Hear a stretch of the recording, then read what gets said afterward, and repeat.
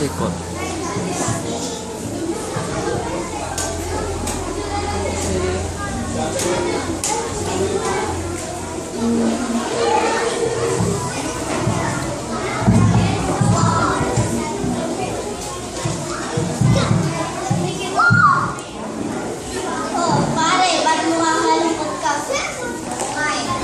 Kasi yung lolo ko, 60 years old na, may bulutong pa. Ah, yun lang. Eh, yung lola ko nga, 7 years old, nagkasurais pa. Ano ba yan? Nalalaki naman ang problema ng lola at lolo niya. Eh, yung lola at lolo ko nga, may kutsipon. Sakitin pala yung lola at lola mo eh. Eh, 80 years old na hindi yun natatagal ng isang linggo. Ang sakit nila.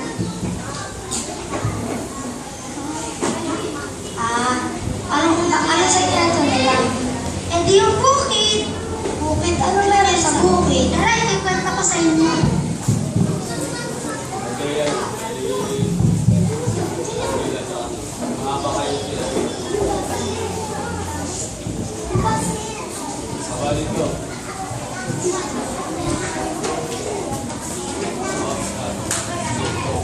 Oh, apple pa. Oh, buko pa. Makapag-harvest ka na ba? Oo naman, meron na nga ako ditong singkamas, at talong, sigarilyas at mate. Pwede mo ba ipagluto ng paborito ko? Ah, yung sinigang ba? Oo.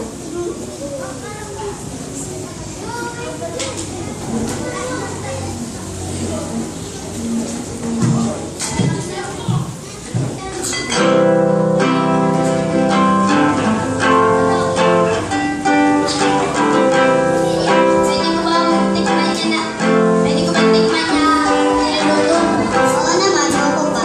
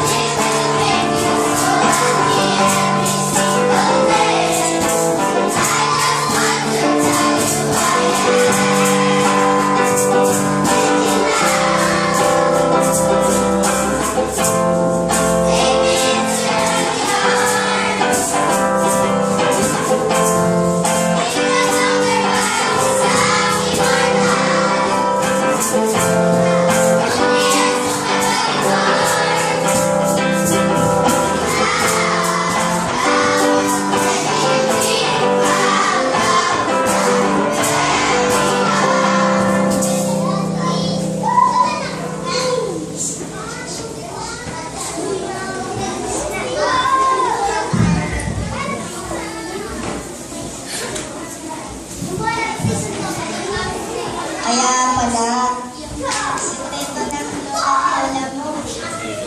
Kaya ngayon, papakainin, di na mag-aalala na pakainin.